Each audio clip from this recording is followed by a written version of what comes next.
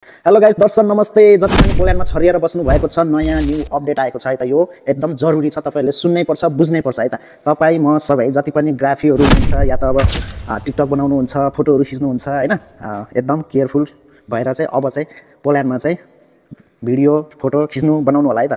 यो अब सुन्नुस् है, यहाँ चाहिँ मैले एउटा अपडेट पाएको छु हैन। पोल्यान्डमा 2025 अप्रिल 17 देखि लागू भएको नयाँ कानुन अनुसार करिब 25,000 स्थानहरुमा बिना अनुमति फोटो वा भिडियो खिच्न प्रतिबन्ध लगाएको छ है त गाइस।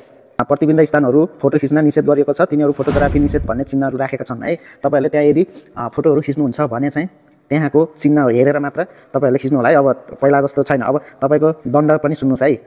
बिना अनुमति फोटो खिच्दा 20,000 जुलोटी अर्थात 4700 युरो जम्मासम्म जरिवाना वा 30 दिनसम्म चाहिँ तपाईलाई जेल राख्ने चाहिँ यहाँ घोषणा गरेको छ है त।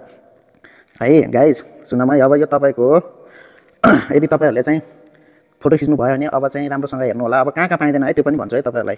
अब यो चाहिँ तपाईको कहाँ चाहिँ प्रतिबन्ध लगाएको छ त्यो पनि सुन्नुस् है। महत्त्वपूर्ण पूर्वधारण फोटो खिच्न निषेध गरिएको ठाउँहरु है, अस्पताल रह्यो, ट्रान्सफर स्टेसन, एन्टेना, सिलो है। सिलो बुझ्नुहुन्छ होला तपाईहरुले, सिलो चाहिँ चर्चहरु है। अनि रिफाइनरी, मास्ट, समुद्री बन्दरगाह, अनि पावर स्टेसन, ढल प्रशोधन केन्द्र, विमानस्थल, उडान, पुल, बैंक, क्लिनिक, जाप्काहरु है। अनि माथिल्लो सतहमा पाइपलाइन, रेलवे, बस है, स्टेसन आदि समावेश छन् है त। यो चाहिँ तपाईहरुले चाहिँ त्यहाँ राम्रोसँग ध्यान गर्नु होला गाइज, हेर्नु।